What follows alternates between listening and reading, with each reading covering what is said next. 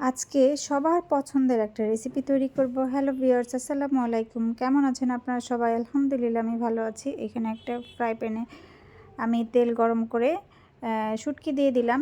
এটা হলো লইট্টা শুটকি। লইট্টা শুটকি আমি কেটে ধুয়ে পরিষ্কার করে নিয়েছি। আর শুটকিটা কেটে বেছে ধুয়ে কিছুক্ষণ পানিতে ভিজিয়ে রেখেছিলাম যাতে শুটকিটা নরম হয়, কারণ আমি শুটকিটা শুকনো অবস্থায় ভেজে নিইনি। তারপর এখানে দিয়ে দিলাম হলুদ গুঁড়ো, হালকা একটু জিরের গুঁড়ো আর ধনে গুঁড়ো। এখানে আজকে আমি লাল মরিচ দিয়ে শুটকিটা রান্না করব না, আমি আজকে কাঁচা ঝাল দিয়ে রান্না করব। তারপর এখানে দিয়ে দিলাম আস্ত রসুন আর পেঁয়াজগুলো একটু বেশি বড় করে কেটেছি। পেঁয়াজ রসুন এটা আপনাদের পছন্দ মতো দিবেন। আমি দিয়েছি আমার পছন্দ মতো, বা কেউ কেটে দিতে পারেন বা থেতো করে দিতে পারেন। আমি আস্ত আস্ত দিয়েছি, আস্ত রসুনটা আমার খুব ভালো লাগে। তারপর এখানে দিয়ে দিলাম টমেটো কুচি। টমেটোটাও কম বেশি দেওয়া যায়। তারপর আমি এখানে একটু ঢেকে ঢেকে রান্না করব। স্বাদ মতো দিয়ে দিলাম লবণ।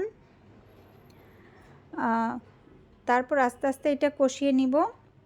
আর এই শুটকি তো সবাই পছন্দ করে, আর আমার ঘরে এই আস্ত রসুন দিয়ে শুটকিটা খুবই পছন্দ করে, ওর বাবা পছন্দ করে, আমারও ভালো লাগে।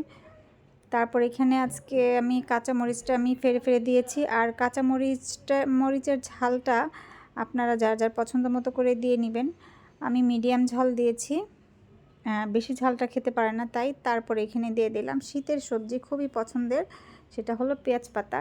পেঁয়াজ পাতা মনে হয় আমার সব কিছুতে দিতেই ভালো লাগে শীতের দিনে। আমি পেঁয়াজ পাতাটা ছোট ছোট করে টুকরো করে নিয়েছি।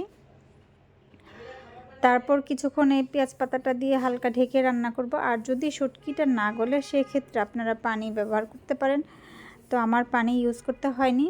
পেঁয়াজ পাতাটা একদম বেশি সিদ্ধ করে কালারটা আমি নষ্ট করব না, জাস্ট একটু নরম হয়ে আসলে তারপর আমি ধনেপাতা দিয়ে নামিয়ে নিব। দেখেন তেল উঠে আসছে এবং ভাজা ভাজা হয়ে গিয়েছে। আর শুটকি তরকারিতে বিশেষ করে এই শুটকিটাতে কিন্তু ঝোল ঝোল হলে ভালো লাগে না, এই ধরনের শুকনো শুকনো হলেই, তেলের উপর ভাজা ভাজা হলেই আমার কাছে খুবই ভালো লাগে।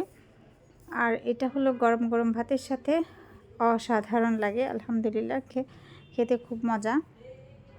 একবার হলেও এই শুটকিটা এইভাবে রান্না করে খেয়ে দেখবেন, সেই স্বাদ। আর কেমন হয়েছে কমেন্ট করে জানাবেন। খুবই মজাদার একটা শুটকি ভুনা, এটা আমাদের ঘরের সবারই পছন্দ, এমনকি আমার ছোটো মেয়েও খুব পছন্দ করে খায়।